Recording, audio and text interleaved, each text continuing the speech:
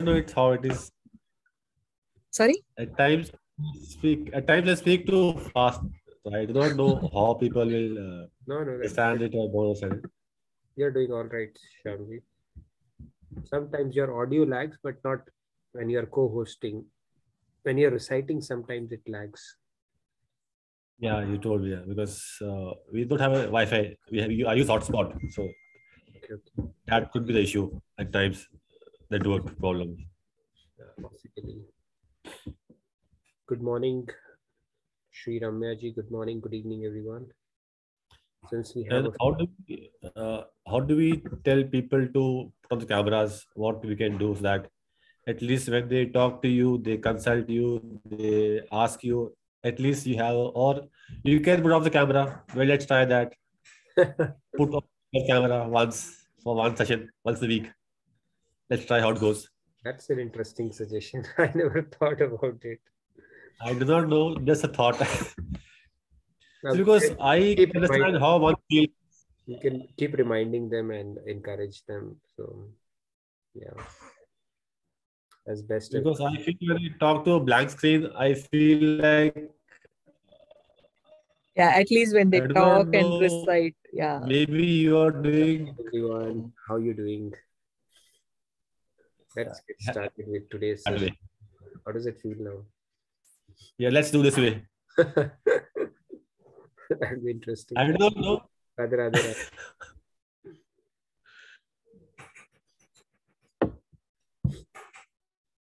Even Rahul ji, he always turns his camera on. Rahul always turns camera. Very nice. Rahul, where do you, Tucson, right? I was in Phoenix for a while.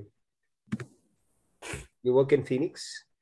No, I'm here in Tucson, actually close to Green Valley, right? Okay, Very Green. close to the border of Mexico.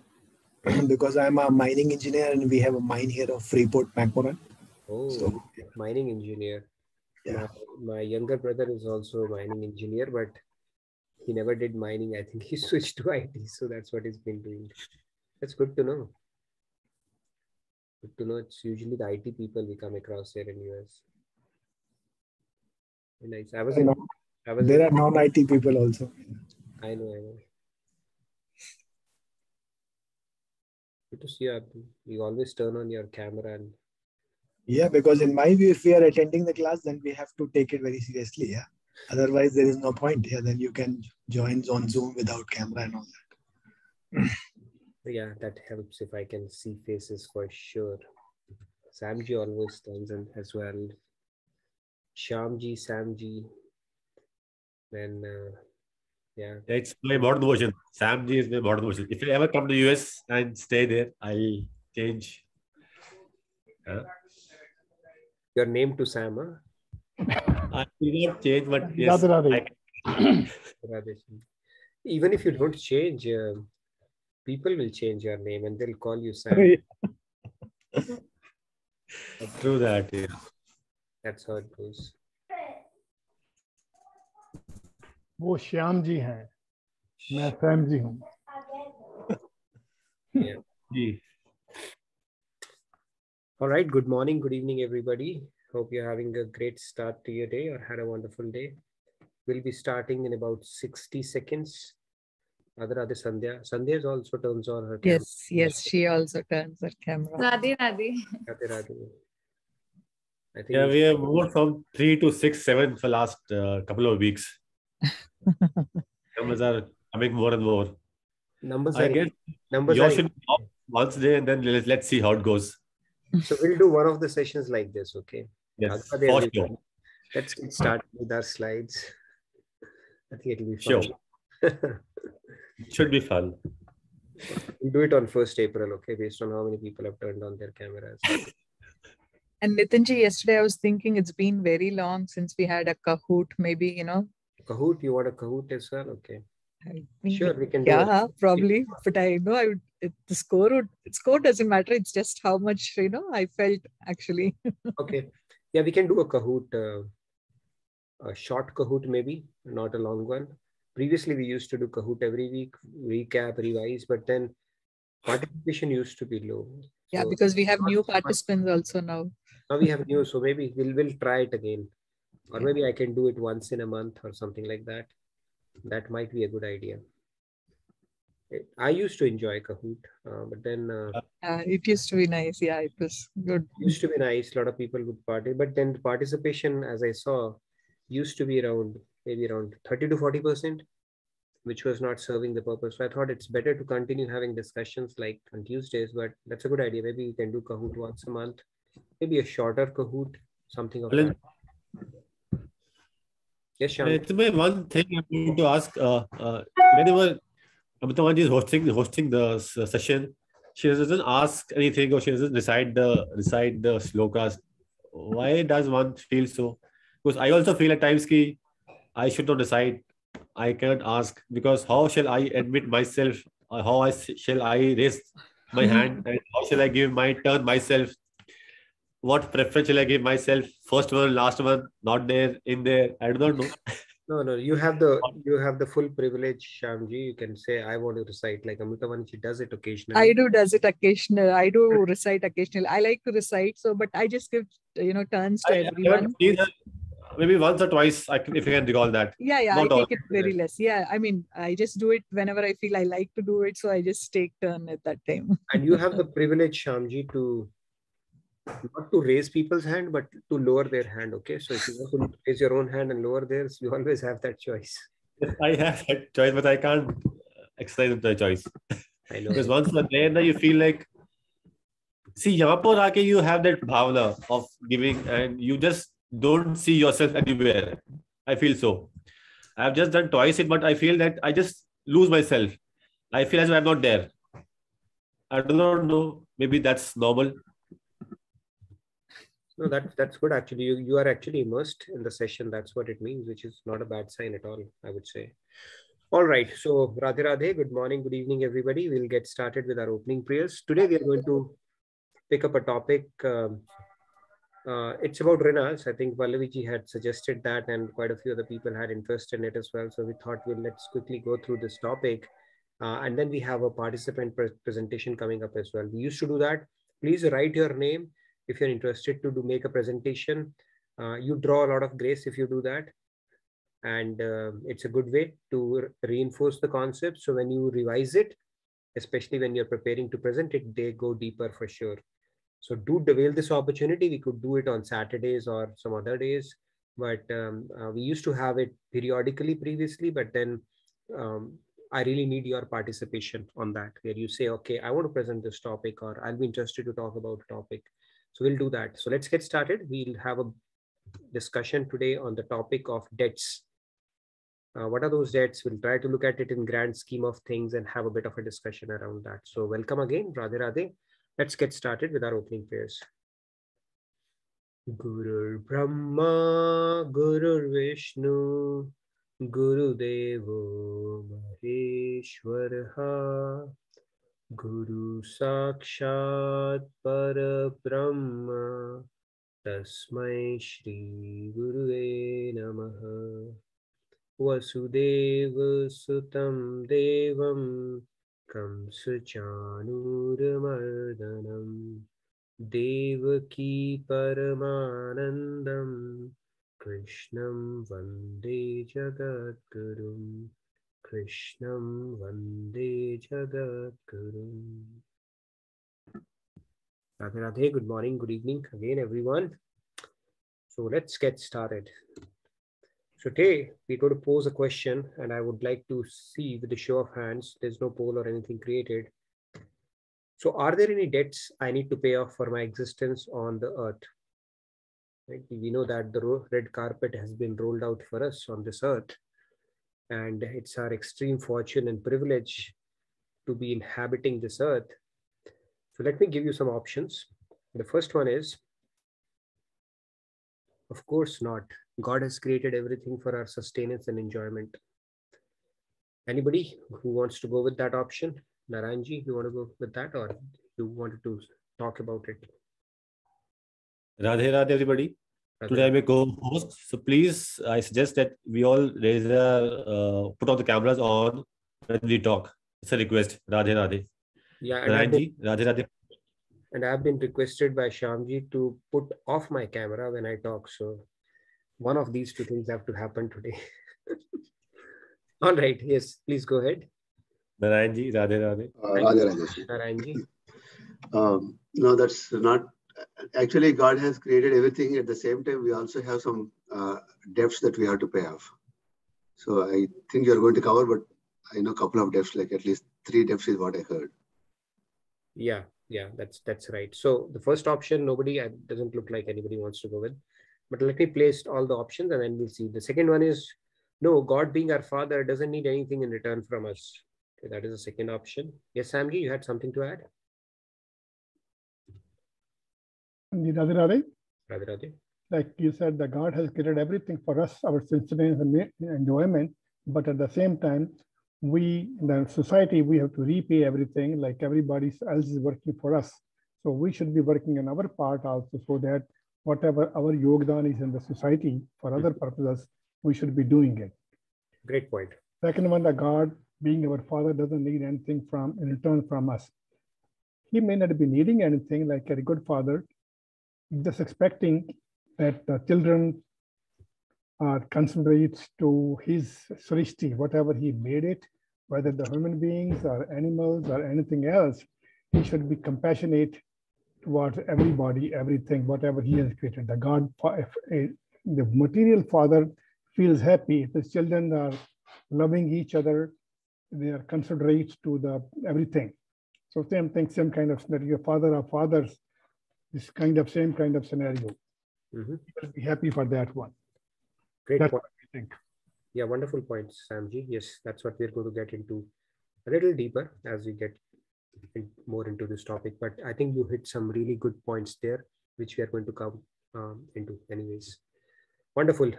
Third point, why would one be in any kind of debt if one is honest and good? That is also an argument that is presented. You know, I live my life honestly, and I'm just being good around whatever opportunity comes my way to exercise goodness. And what kind of a debt are you talking about? That is another one. And the fourth one is, that's a good one, interesting one. On the contrary, the universe owes us back to make up for the pain and misery it subjects us to. Anybody who wants to go with third or fourth option or any one of these? Let's have a bit of a discussion before we get into these debts. I can see a lot of cameras turned on. So whatever you did, Shyamji, it seems to be working, which is wonderful. Pallavi ji, Radhe Radhe. Radhe Radhe. Pallavi ji, can you hear me? Unmute yourself. Can you? Okay, let's go to Sudhir ji. Sudhir ji, Radhe Radhe. Yes, Radhe Radhe, Nitin ji Radhe Radhe. and Shyam ji. Actually, I do not know much about anything, but Nitin ji, I really feel from within that I have to give back to society. I do not know much about this, but I really feel that urge. Radhe Radhe. Radhe Radhe. See that there's a natural urge, and where is that urge coming from? It's coming from our natural being, right? It is a natural urge. It's basically part of our existence, and if we feel that pull, that tug, we cannot really negate it for sure. So we'll get into that, Sunichi. Beautiful. I'm glad you brought in that point, and we'll get into that as well. Thank you so much for that. Yes. Yeah. Thank you. Thank you, Samji, Radhe Radhe, Nitinji, and everybody. It's a very, very interesting topic, and thank you, Nitinji, for taking up this discussion. I believe there's a lot of debts and that we need to pay off for our existence on the earth. Besides, there are a lot of debts that we create on our own. Because when we do something for others, we think that, you know, we are doing something for others, and we feel that we are doing something out of obligation. And that instantly creates some kind of debt on us, because that person, the other person for whom which we do something, actually has to repay back. We are lucky if the person has to give back in this lifetime. Otherwise, that soul has to take some or the other role that they will come back to your life and repay you back. So this is, I think I recently experienced something similar like that. Nitinji, what are your thoughts on that? So that's interesting. If you want to share, only if you feel comfortable, of course. This whole game of credit and debts is what we are playing with each other, because we are not able to take it to a closure, right? And that's where I think it becomes even more interesting, especially if we make an exit from this world owing a lot of debt. That becomes part of our karmic backlog, which we anyway have to pay off as well. Previously, I wouldn't care about it, but these days I look at it. Even if I owe something small to somebody, that mindfulness stays at the back of my mind. That should be the last reason to repeat on this earth, because I, picked something which didn't belong to me, needs to be returned back. So previously that mindfulness was not there. Forgetting it was used to be a convenient excuse, right? Forgot it. Now it's there. It's very strongly entrenched in their mind. Don't take any debt, just for the sake of that, you may have to come back. Great point. If you want to share that, you could, Pallaviji, later. But that's a great point. You said, in fact, actually, if you look at it, the karma also, that is also a debt we incur that we have to pay back. So karmic reaction is also one of the debt. But then there are debts that our scriptures talk about are incumbent upon us. And then we will get into a little deeper into that topic as well. Say, how can we get rid of all this encumbrance which is upon us anyways? Is there a way to get out of it? Is there a silver bullet? We'll get into that as well. So yes, let's hear. I can see. The hands, or shall we wait? Let's take a couple of hands and then we'll get started, because it'll need at least 20-25 minutes to cover the content, a bit of a discussion around it. Plus we have a presentation as well. We can take a couple of hands. Ajit ji, Radhe Radhe. Radhe Radhe. Ajit ji. Radhe Radhe. Radhe Radhe. Actually, my opinion is that if you consider God as a father, then we should be obedient. And father expect from the son, whatever expectation that he should obey, give respect, something like that, we should obey to God as well. Secondly, you see the pollution in the environment. So it's not a free lunch that we can enjoy whatever given to us, but we may have to pay sometimes through our nose. So to my opinion, it's not a debt. You cannot say debt, but it's definitely our obligation and our duties. Mm-hmm. And as somebody says, that karmic account backlog, if you follow others, that all others are doing, so I am also allowed. It's not that way, but individual is having karmic account, and that creates your future as well, individually. Very true. And cumulative as well. This God is nothing but cumulative consciousness. So we should obey our own rules, regulations, and it's not a conveniency. So what I mean to say in nutshell, we should be responsible, not feeling debt, but we are responsible for everything what we are doing. Great point. Thank you. Wonderful. Thank you so much. Radhe Radhe, and thank you for turning on your camera as well. So beautiful points. Maybe one more hand and then we'll get into the discussion and come back and revisit this topic. Yes, one more maybe we can take, Shyamji. Radhe Radhe. Radhe Radhe. Radhe Radhe. I'm sorry. Yeah, Radhe Radhe everyone. Well, Nitinji, a beautiful question. I was really looking forward to it. I would say that we are just the users.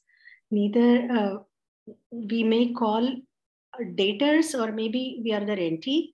We have to give the rent back. The God, the universe, the things that are around us, the scriptures, other all things that may exist, they are for us to use, but we have to preserve them for our posterity also. So yes, the previous participant said we have to be responsible.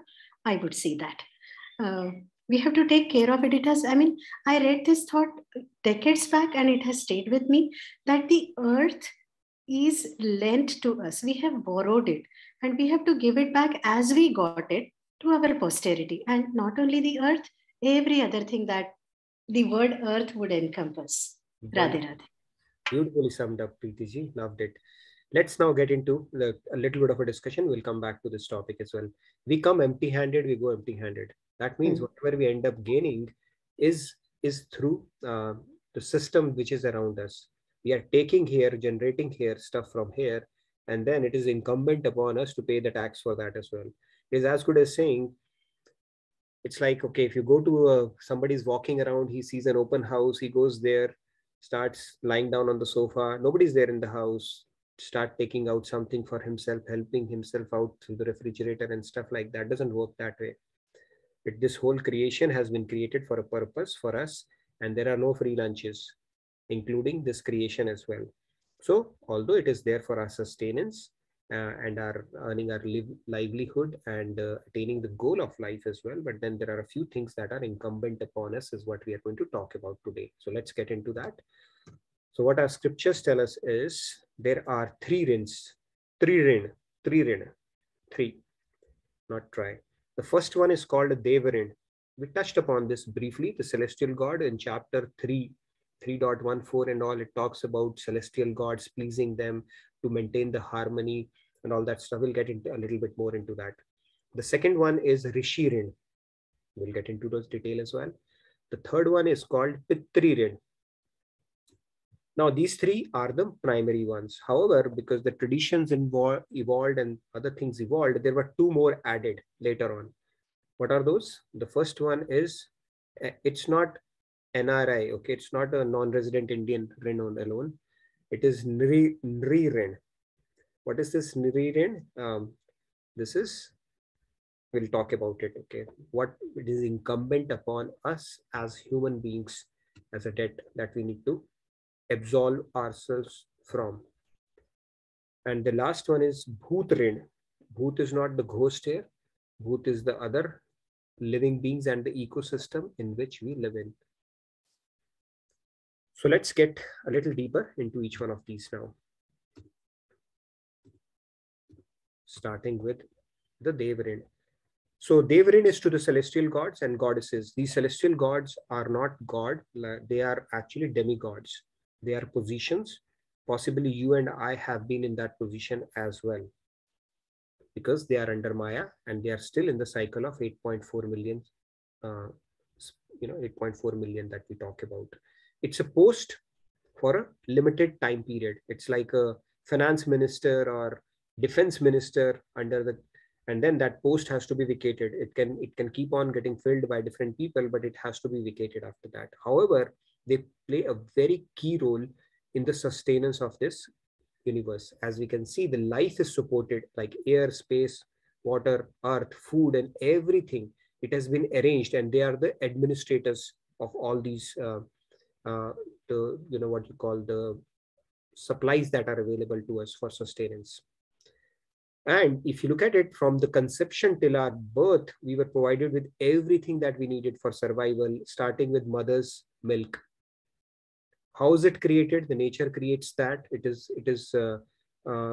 designed in a manner that right from when we are born, we are taken care of. And that doesn't happen automatically. These are the things we take for granted, but there is a method, or there is some kind of a system which is in place, which is ensuring that we get what we need to sustain ourselves from the time we are born.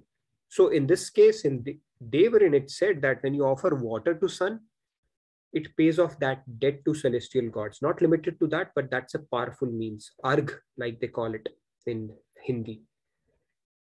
Let's look a little deeper into that. So when we do that, basically, it's now again going back to that, the God has graciously provided us, and the God and goddesses, Devatas, are the instruments to enable all the things that we need. For example, Surya Dev is their sun, Pavan Dev is there, Agni Dev, Varun Dev, Saraswati Devi, Dharti Mata, Annapurna Devi. All they are Devatas who are actually giving us all that we need as humans to sustain ourselves. And the hope is that it's not just sustaining and surviving and finally making an exit. There is a reason. There's a bigger purpose for our getting us human birth and this body. And these Devatas are ensuring we get all that we need so that we are able to sustain and carry forward in our journey. Now, when we talk about these valuable gifts, our scriptures, they advise us to not to have that sense of gratitude towards it, not take it for granted. Okay, sun, it has no job to do, so it has to come. Moon has no job to do, it has to come. Or the air, water, everything that we are getting, we need to have an appreciation for that it is being orchestrated, managed for us. And that is where the fire sacrifices or yajna, as you would have seen in all the serials, those are performed actually to please Devi Devatas. Even today, there is a culture of havans. If you go to Arya Samaj and otherwise, there's even in big pujas, there is oblations that are offered. Havans are done. That is to please Devi Devatas, and it's a means to express our gratitude towards them. Also, we spoke about this concept in Bhagavad-Gita. When we pull our weight in the grand scheme of things, pull our weight means as a professional, as a housemaker, as a doctor, lawyer, engineer, whatever profession you are in, if you are doing your job properly and offering the fruits to God, you are actually doing a sacrifice. And that sacrifice actually results in the harmony. So that is the way to pull your weight in the grand scheme of things, and not just be a free rider where you are doing things for your enjoyment alone. So if we continue to earn, we continue to invest in ourselves, our career and everything, just for the sake of enjoyment, we are being a free rider. And if we don't do it with a spirit of sacrifice, the intent is not that, okay, you have bestowed these abilities and provided me with the resources, supplies that I need to perform to the best of my abilities, and I'm going to do it for my enjoyment alone, then that is not recommended in our scriptures. So yajnas are one way. The other one is the spirit in which we work. If we offer it to God, not only we are purifying ourselves, but also we are contributing to maintain this balance, which is the perfect harmony which is out there in this universe. That is the importance of our day-to-day work. We all are an important cog in this giant wheel of creation. We cannot think that we can continue to be free riders. If we continue to be free riders, obviously we are incurring karmic reactions, binding karmas for sure. But then for all that we get, even if this oxygen supply that we get, right? In COVID times, people were able to appreciate when they had to pay atrocious amount of sums just for few hours of oxygen. This all is given to us free by God. And it's not something we should live with a sense of entitlement alone.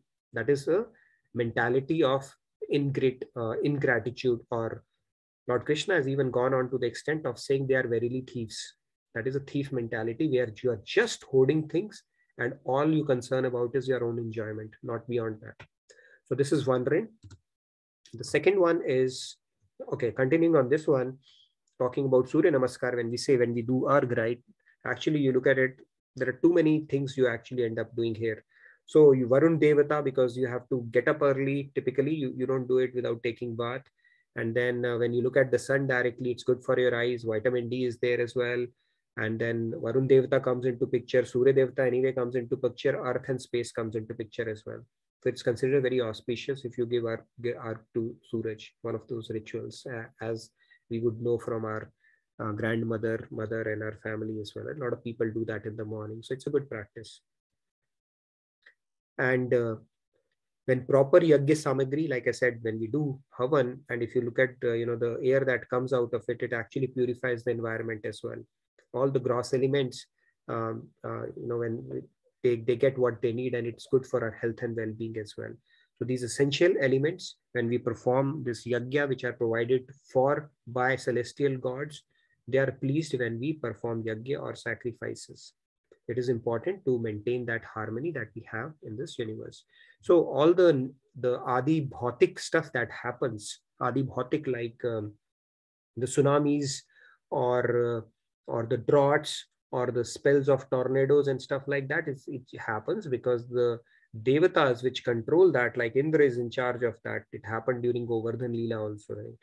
So then when that imbalance happens, ecological imbalance happens when people are hoarding more and doing less in terms of sacrifice. In China, when Olympics happened, they did cloud seeding. Cloud seeding was they wanted to show a might of their country, that it is, on the tipping point of becoming a developed country. So they did the cloud seeding aspect of it. What happened? Because you tinkered with the nature, there were extensive drought spells afterwards. So those kind of things happen. Nature has its way to heal itself, but unless we maintain that delicate balance that is needed and continue to offer sacrifices, these things will continue. So this is the Devarin that we talk about, because of all the things that we get, air, water, fire, sun, everything that we need for our survival. That was the first one. The second one is the Rishirin, which is a very important one. If not for rishis who wrote all this divine knowledge, the manual for us.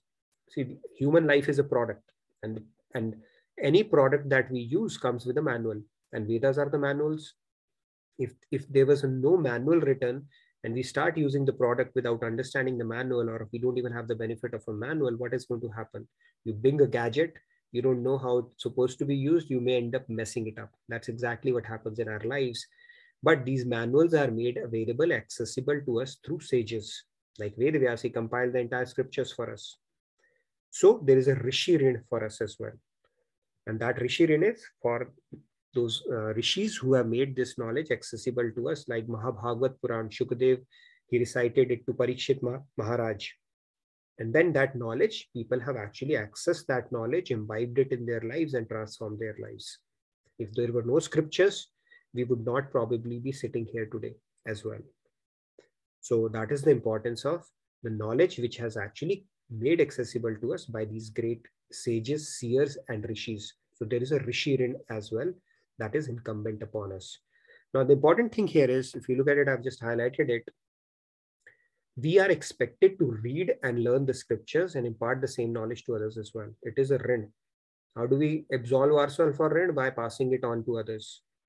How do we pass it on? Either we pass it on by providing them, engaging them if we can, not unsolicited advice and stuff like that. Hopefully we can inspire somebody, but in whatever little way we can. If because of us, we become an instrument in getting somebody else to this study or this message or to spirituality, we have done a great deal.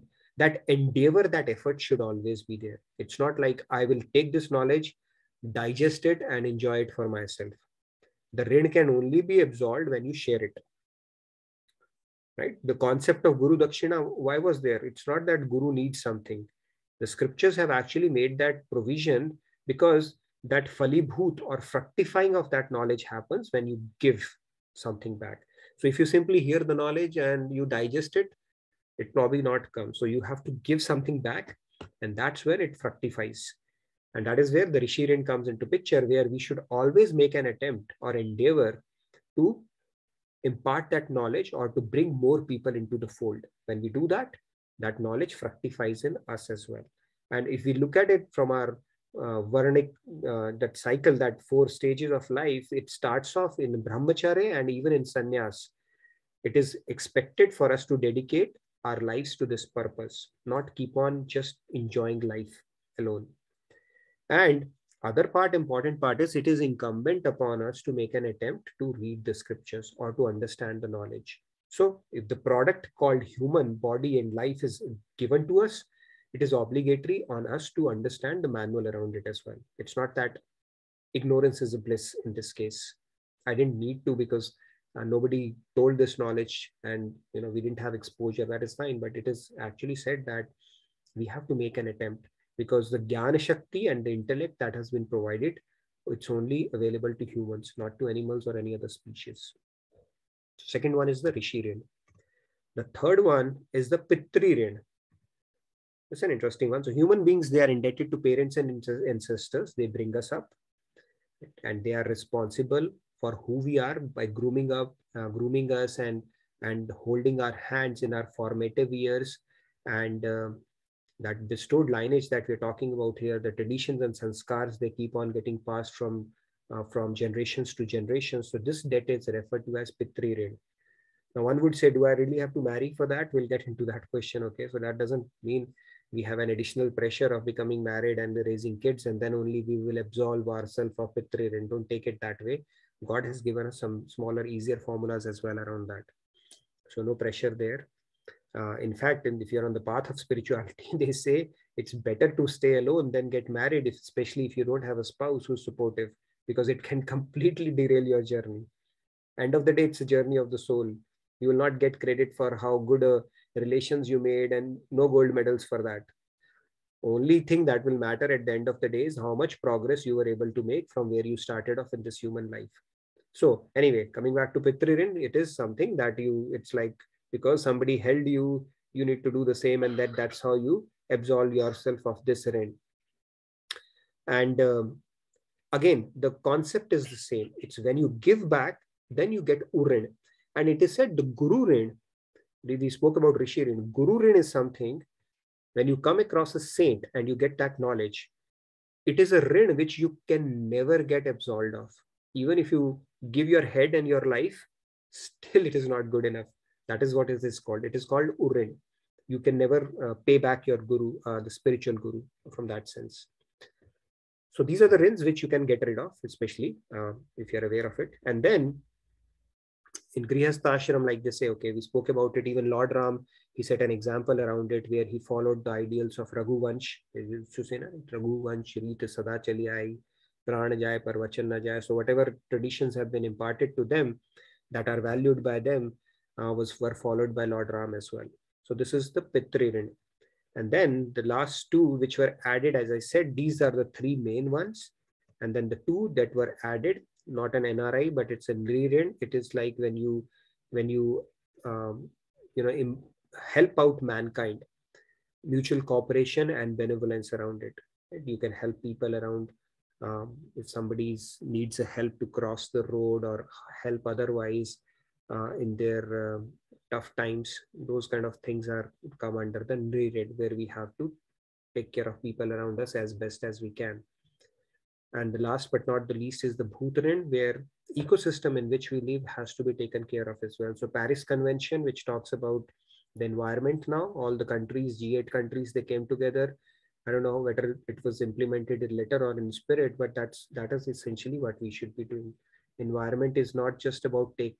We have to maintain that balance, grow forests, and take care of this delicate ecosystem, not throw plastic bottles.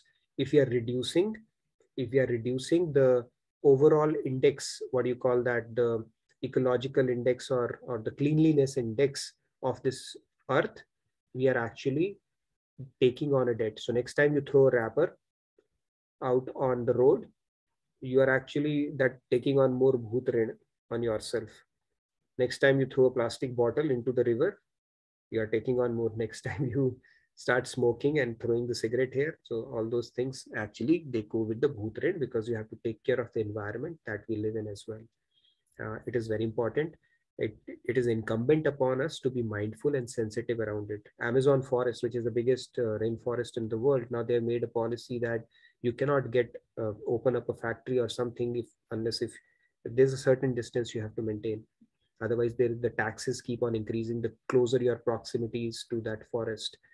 Hopefully, Ganga will be cleaned up one day as well. But it is actually incumbent upon humans to take care of the ecosystem that they are living in, because we know otherwise what kind of things happen. Kedarnath, we know what happened because of deforestation. It was all, so those kind of things can happen. Plus, from a karmic reaction standpoint, it is not good. It's not a rin that anybody would like to take upon themselves as a human for next life. Now, having talked about all these rinas, let's talk about if there is any silver bullet to tackle some of these rinas. Not all. When it comes to understanding the knowledge and trying to putting in our endeavors to find a saint, all that stuff is non-negotiable. But there are certain rins like Pitri Rin and other rinas that we talk about. Actually, you can get past those by just doing one thing. And what is that one thing? Let's look at that. So, getting back to Swadharma again, there are two aspects to it. One's duty as an individual that we are talking about. There are two aspects to this. One is called Paradharma, spiritual duty. Other is, which is considering oneself to be the soul, and prescribed duties to love and serve God. And second is the Aparadharma that we are talking about, which is mundane and material duties for as long as We think ourselves as a body-mind complex. That is where we stand right now, and that is where these rinas are applicable to us. But when you start doing spiritual dharma, devotion to God, which is a higher dharma, then you are no longer obligated to any of these dharmas. It's a very powerful thing. Just think about it. If you start doing devotion, another reason for us to incentivize ourselves to do devotion and service to God, get involved in seva and service to God, then these rinas take a backseat. These are only applicable for as long as we are in the material consciousness and we consider ourselves to a body. It's like when you pick up a higher dharma, the lower dharma is automatically fulfilled. It's a little bit like this. So paradharma is the key, silver bullet that I was talking about. So if you want to pay taxes to individuals, like for example, you earn money, part of it goes in tax. Would you go to a school and give a tax? Then you go to a hospital, give a tax. Then you go to a toll collector, give a tax. All the different people. Instead of giving it individually, it's better to directly give it to the root. That is what the power of devotion is, which automatically waters all the leaves. All the devatas are automatically satiated when you start doing the devotion to the ultimate supreme. And these rinas are no longer applicable to you. It is said when higher dharma, the lower dharma takes a backseat. Like Buddha was there. Can somebody fault with him that he did not do the Pitri Rin? Was Pitri Rin applicable to him? No, it was not. So it is said, for the sake of an family, an individual can be sacrificed. For the sake of a city or a community, a family can be sacrificed. For the sake of a country, a city can be sacrificed. For the sake of a planet, a country can be sacrificed. So what becomes a higher dharma is a bigger question here. But the point here is these rinas that we talk about, they are only applicable for as long as our mind is not started associating to God and devotion. When you start doing that, a lot of these things start taking a backseat. With that, let's have a maybe few minute discussion because we have a wonderful presentation coming up today from Shri Ramya ji, but we can probably take maybe a couple of participants before we get into that presentation. The Narayan had mentioned the same errors in the chat box. Pitharit, Rishirit, Devrid, and we had. Sorry, your voice again started breaking up, Shyamji. Can you hear me now? Better? The slide, Devrid. Am I audible now, Shyamji? Yes, now it's better. Padma ji, are you there? Padma ji? Okay, now you're there. Thank you. I wasn't able to unmute myself. Yes. So I'll just say 3 points because there is a presentation. I'll put it on the portal. So one of the questions that Nitinji asked earlier, right? Being honest and good. I can't remember the question, right? Being honest is okay, but being an honest is not complete. I think being an honest is not complete. I think if you perceive yourself as a complete, and when you're in the spiritual path, if you want at least want to be complete, and liberate and purify your mind, you have to serve. You have to find which one of these rents that you can at least start with and give that back in whatever capacity, whatever the skills that you have, whatever the knowledge that you have, whatever the failures that you have. That's what I feel, right? Find your thing and then start serving in those things. And existence and coexistence of where we are today, we think that we are very independent and we are only existing because of us. Of course, it's because of the God, but we exist because of the nature. We exist because of the people who are around us. So if you put that mindset in perspective that I exist because everybody else also exists, then that love and compassion for other people will slowly start developing. It's not going to be an immediate process, I feel, but you have to work towards that. That was the number 2 thing. And then anything that we think as dharma, as prescribed duty, it always has to come with, if you deeply think about it, it is love that God wants, right? Love for somebody else, empathy for somebody else, and a compassion for a situation, a compassion for your boss or situation. So everything, if you put that perspective in mind, it brings you back to that love and compassion aspect. The very last thing, the Paris agreement. Yes, United States was part of the process, but they kind of withdrew. And when Joe Biden came into the picture, they're thinking, or they wanted to go back, and they actually went back to the Paris Agreement. But for many years, United States was not part of that process. And rest, I'll just put it on the portal. Wonderful points. That's true. Yes. Very true. So we need to pull in our weight basically around it and be responsible around it, not just take and have a self-centered approach around it, because we do owe a lot back to where we get it from. And nothing is something which is created by our, even Bill Gates for that matter, he became a millionaire just because there were people to consume his products, right? Otherwise, what's the point? And in Bible, and I think the Methodist Church, there's a saying that says that earn all that you can, save all that you can, and then give all that you can. End of the day, it's in giving. Anything and everything, when you start giving, it starts fructifying, including knowledge as well. Yes, we can take one more, and then Sri Ramya ji, it's all yours. I think one more we can take really quick. Sudhir ji has a concern. She says, for the sake of country, city can be sacrificed. Please say again. No, I'm just telling there could be if there's a trade-off, it says that the higher dharma takes a precedence. So for example, if you have to save the country, and what it means is to sacrifice a city, maybe in those cases city would do. It's like when you have to save yourself, and if some part is having some cancerous growth, you have to let go of it. So those kind of situations can happen. That's what I'm trying to say, is that for the higher dharma, the lower dharma is automatically gets weeded off in those kind of situations. Okay, one real one, and then Sri Ramya ji, all yours. Radhe Radhe. Sandhya ji, please go ahead. Radhe Radhe. First of all, thank you so much about this knowledge. It's beautiful concepts in the scriptures that I'm learning about. I had this doubt about Pitra Rin. According to me, I would think that it should be paid off by serving the parents rather than, creating another grandparents rin or something. I don't know. Good one. Actually, I hope it's bi-directional. But yeah, those rins, like I said, if you do devotion to God, these rinas actually take a backseat at that point. So these are stepping stones to something. It's a means to an end. But when you start associating yourself with the end, the means can take a backseat. Mm-hmm. Right? The Pitri Swamiji will never be able to absolve that, right? He will not be able to. So, but you think he doesn't need to. Yeah. He's gone beyond that. That is how it goes. Great point. All right, Ramya ji, all yours. I'm really looking forward to it, and thank you again for coming up. And I would really encourage all of you to sign up and come up. It really inspires other participants as well. All yours. You can go ahead and share it, and I'll take a back seat now. Okay, thanks, Nitinji, but I wouldn't let you to take a backseat immediately because I have a question, if you permit me to ask regarding the strengths before I go ahead.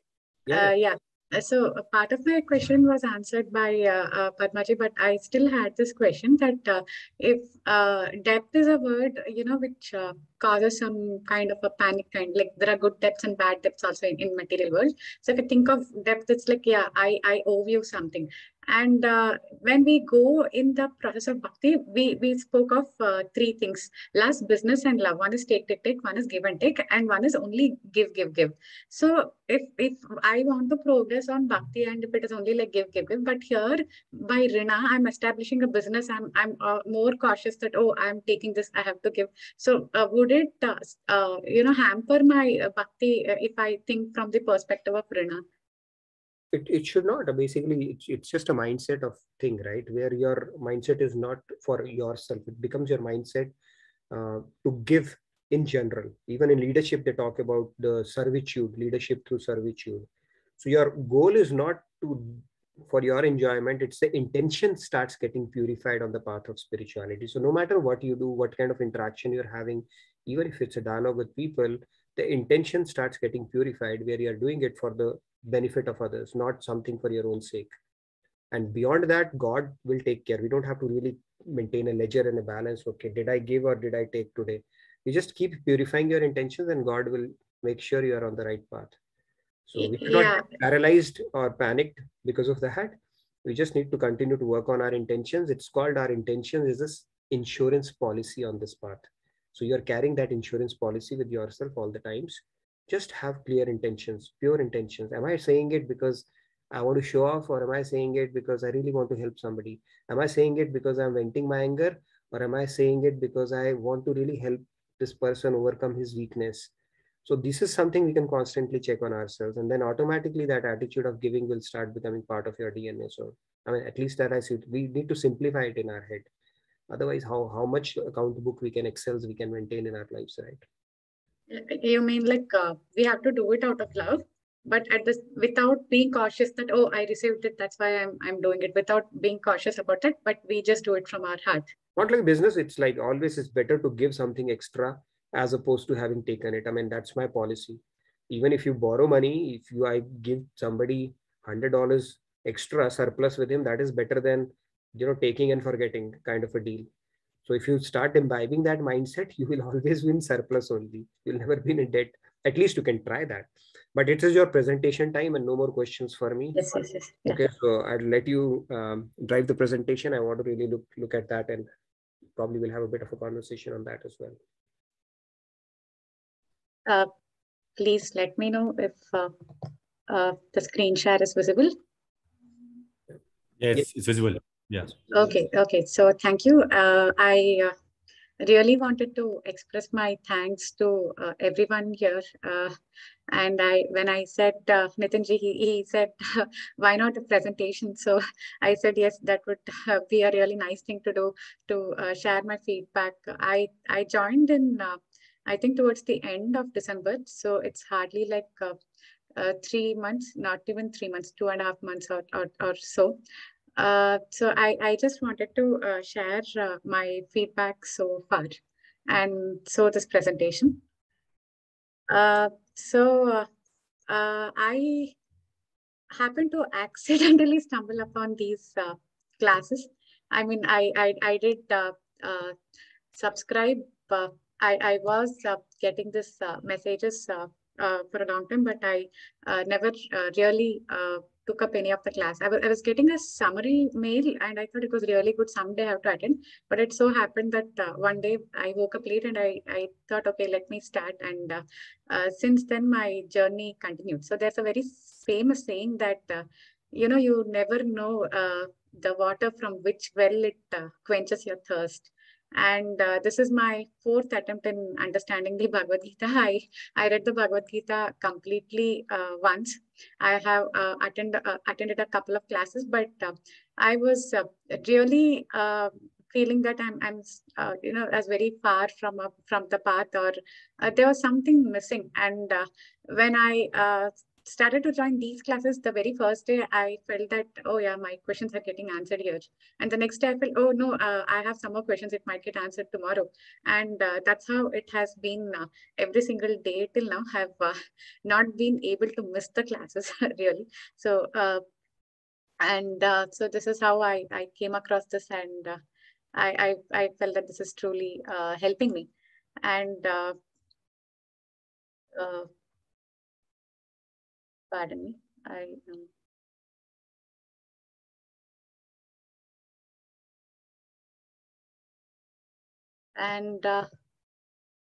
yeah, so one thing which I liked about these classes is the way things are presented, like what happens if you do this and what happens if you do not do this. And when I joined the classes, there was a topic about anger and how do you manage the anger. And it was a very deep discussion. I think we discussed about anger for a week, and that really impacted when we say that, yes, we get angry, and how, our memory tends to cloud, and how that results in a destruction. And I still remember the red carpet and the 3 gates which were shown. And when Nitinji said these are the gateways to hell, so that picture started coming up in my mind whenever I tend to get angry or lose my temper. And how by giving up anger we get closer to God, how that bhakti improves. And if you do this, what are the benefits? And if you do not do this, like what are the fallouts due to your decision. And the way this has been discussed in the classes, this is amazing. I really liked it, and it is having an impact. I'm not saying that I'm totally free from anger or something, but it has reduced to a great extent, and these slides are definitely coming up to my mind. So the if else part, whatever is being covered as part of the classes, that is something which I really like. I wanted to highlight that. And the next thing is like, it's not that we have just discussed the philosophy part and it's left to us, but also how to navigate the situations in our day-to-day lives have been discussed. Again, there was a separate session I could specifically pick from anger, because that was one thing which I remember well and which I could connect to well. We had a class wherein each of us discussed how would they navigate such situation when they get angry. What was it that they do? So, the opinions of everyone, it mattered. It so helped that yeah, be it in a work with our boss or be it with our family members, how do we navigate these situations in our day-to-day lives? So this is helping a lot. And how do we put it into practice, that creating the gap between our reaction and what is happening, that that nanoseconds of a gap wherein you could think, and all these practical tips which are being shared, that is again of great help. So it's not that Gita was spoken 5,000 years ago, and yeah, this is what Krishna said, and it is left out. But we are also discussing as to how this can be put into our day-to-day lives. And another aspect was when it comes to our work, and when we are thinking that we are working for God and we are working for service, and when we are able to put our heart more into work rather than coming from a perspective of that, yeah, this is just my duty, let me finish off. So and how focusing on your work or doing it genuinely and from the perspective of servitude, and how this is actually connecting us more to God, how this is connected to the bhakti, and how this improves our bhakti as well. This is something which I could see, and the principles and the practical application part of it is really good about these classes. So that is something which has made me to come here, Dane. And the next thing is I'm really amazed and thankful also, like your question never goes unanswered. So even if a doubt doesn't get picked up in a day, it'll surely get picked up in 3 days, at least once. For sure, you'll get the opportunity. That's the amazing skills of our co-hosts. And they always give us a chance. They keep us encouraged, and our questions are always handled. It's not like we have some questions and we are just left out. And Nitinji personally addresses our feedback when we write them. Initially, he did reply over the mail, and then we had a call when I had more doubts. So this was something that I'm very grateful for, that you get the support when it has your support, when you have your questions. You're not just left out alone or with your questions. And the community discussions, I think I'm like very familiar with most of your names now. It's like Padmaji, Shamji, Samji, and it's nice. And the forum that we have, and the insights that each one of you have been posting, it's very amazing, and it's really good to know each of your views. And everybody goes through a different experience in our day-to-day life and a different practical situation. And when you're posting your views from that perspective, it widens my perspective as well, to thinking that, yeah, this could be the case, and this could be the case. So the discussion forums and all, they have been helping a lot. So I just wanted to say my thanks for this as well.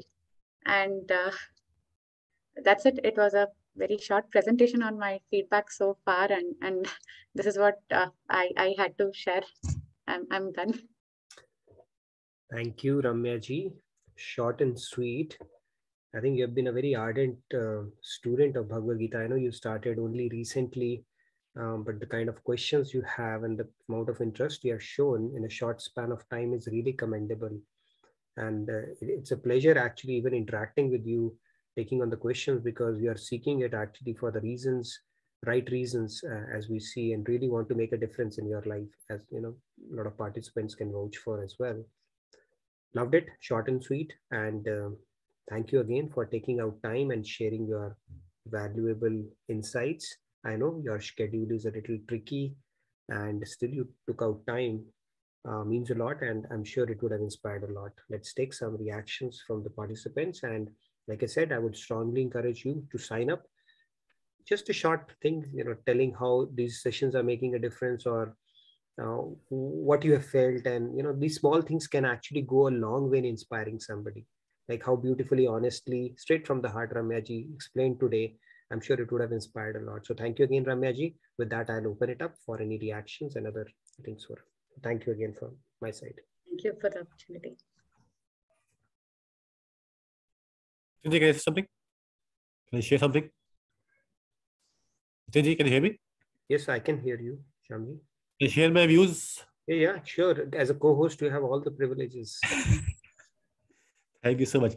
Yeah, one thing I see shared that I also joined this forum accidentally. I had no clue that I would stay here so long, since I'm here since day one. But I also joined it by chance. I thought it's like, as I always say, Gita is chapter 18 and 700 verse over a couple of months, few months, but it's almost year and a half, year 2 months. I'm still there. And as she said, she remembers few names. That was my motive of already putting the camera on so that people can know me and I'm famous worldwide. So thank you so much for sharing your view, Ramya ji. Thank you. Wonderful. So Samji is basically encouraging all of you. I can see a lot of cameras on today, which is very nice.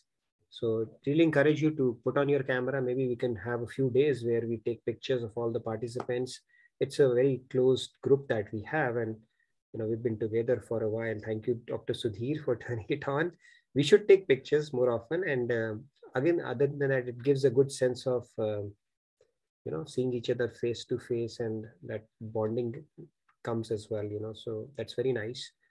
Shyamji gave me an idea to put off my camera. It's very hard, but I don't think that's a smart idea. You try once. Trust me, try once. You'll feel good. As you all feel good.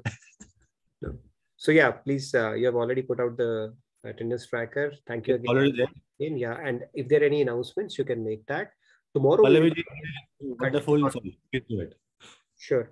Tomorrow we'll continue on 4.6, and Shyamji will tackle your question about Gyan Yoga and Bhakti Yoga and formless and form, who's superior, directly coming from Arjun, that question, and directly addressed by Lord Krishna tomorrow. That's what we're going to pick up tomorrow, so that this doubt is laid for rest for the rest of our lives at least. Okay, hopefully that's the hope. So we'll see that. But Ramya ji, thank you again for taking out time. I know your schedule, so it means a lot for you to come up here and present. And those 5-7 minutes that you spent with us was really precious. And I would really encourage all of you to sign up and say, I want to present that. It could be a 5-minute. You don't have to get fancy presentations or anything. Simple talk. This is what I've been doing. This is what I resonated with. And that is how, you know, it has been helping me. That's good enough. You know, for a quick 5-minute, 10-minute talk, that's good enough for that. All right. I'm grateful for the opportunity. Thank you, Nitinji. Our pleasure. The pleasure is entirely ours, and we insist. Okay. All right.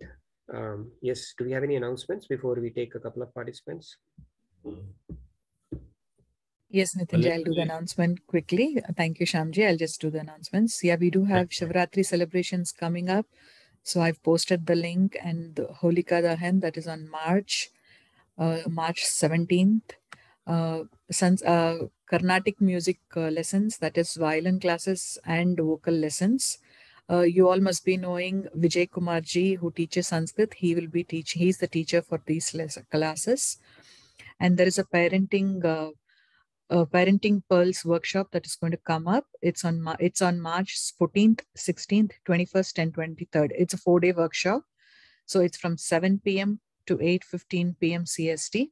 I will be posting the links for that. I'll be registration link I'll be posting. And there is an early bird price that's $25 by March 6th. And for Indian participants, it's ₹500. I'll be posting all the links. And we do have even Women's Day celebrations that's coming up. Thank you, Ms. So, yeah, Ramya ji, your presentation was really good. It was very nice. And I like the way the first picture which you said, which well water quenches the thirst. That was very nice, actually. Yeah. Wonderful. There you go. And yeah, parenting class that is coming up. So Pitri Rin we spoke about. So if you want to know how to discharge your Pitri Rin properly, or you're planning to discharge Pitri Rin, or if you plan to pick up a fight with your parents to say you didn't follow some of the best practices, either way, do attend that. It's going to be an interesting session for sure. Okay, I can see a few hands raised. Let's hear them quickly. Padmaji, Radhe Radhe. Radhe Radhe. So Ramya ji, thank you very much for taking time, taking the courage, and then putting all those wonderful experiences together. When you're in the spiritual path, this word experiences becomes very beautiful. It actually becomes realizations, spiritual realizations. So hold on to them, be proud of it. And it's not by accident that you jumped on this. It was destined. And that's how I see it. He has everything planned out, how confused we are, what are the answers that we are seeking. So he placed you right where you're supposed to. And the third thing that I wanted to say is you paid your debts, right? The question that you had earlier was like, how can we perceive something as being debt?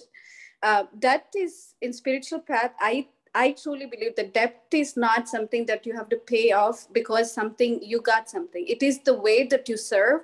And what you did today is that serve, you served, and that's how I see it. So you paid your debt in serving your experiences and whatever the knowledge that you have gathered, that's your spiritual assets. So hold on to those spiritual assets. And thank you, Nitinji, God and Guru for that. Thank you.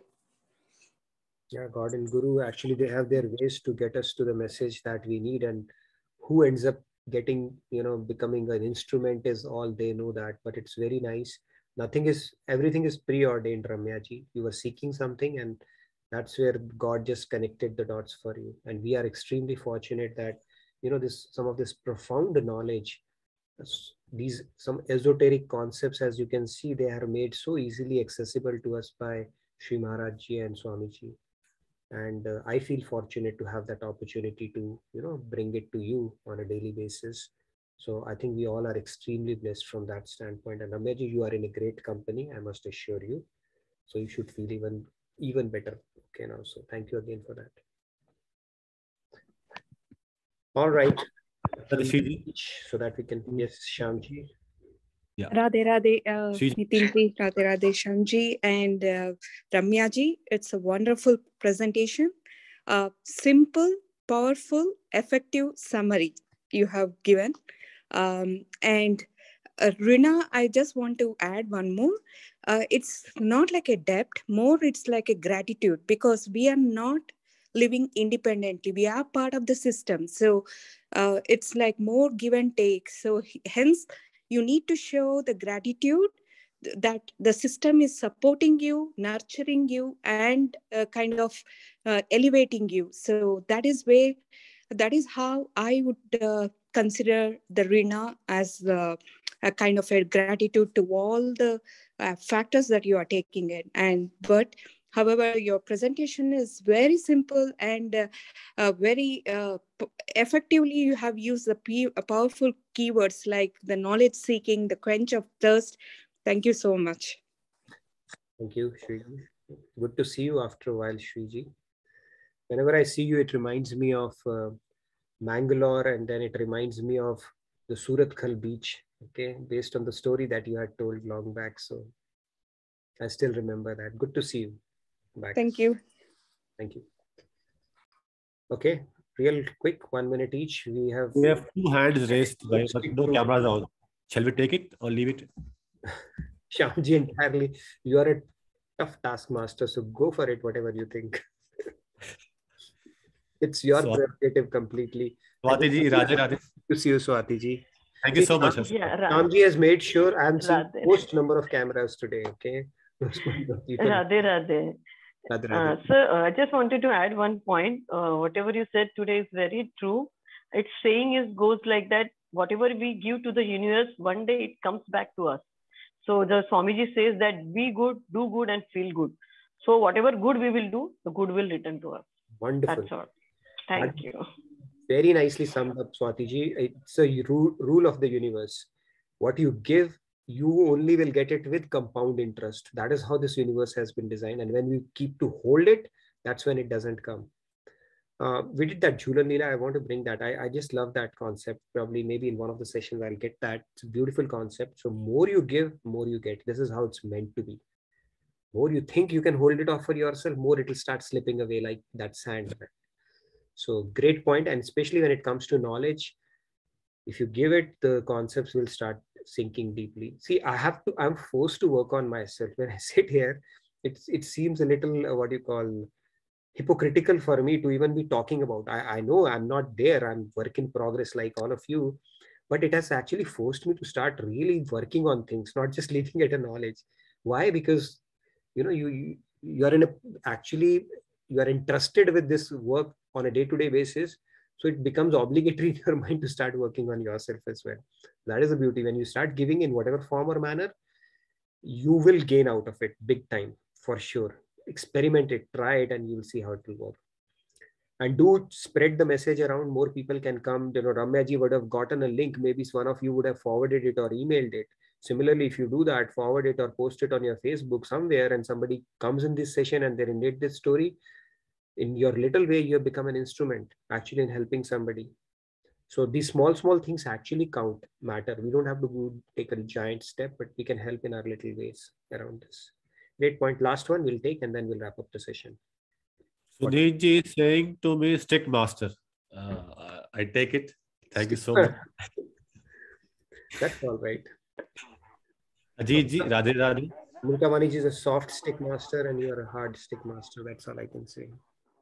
Radhe Radhe. Ajit ji, Radhe Radhe. Thank you so much. Today's my takeaway is the bhakti. Bhakti is important. The summary of your all spiritual thing is bhakti, just like paying your income tax or GST to the government, and all other debts are being paid. Yes. Radhe Radhe. Very true. Beautiful point. Really summed it up. Yes, we simply give it to the federal government. They will make sure that it gets distributed. So let's water the root. Watering the root is devotion to God.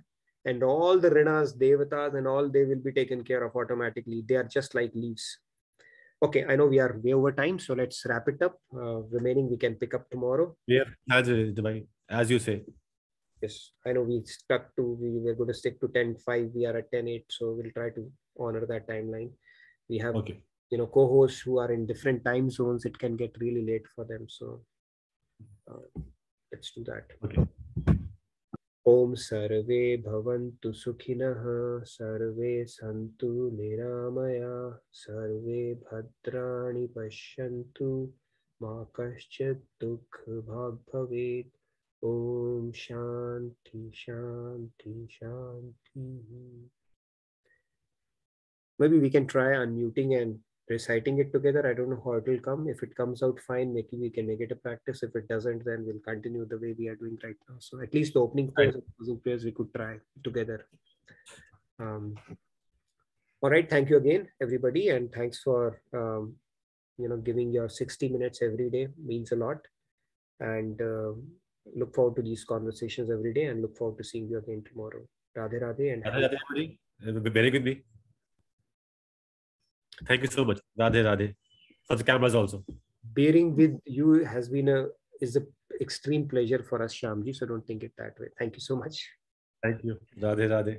Thank you very much. Have a good day. Thank you, everyone. Radhe Radhe.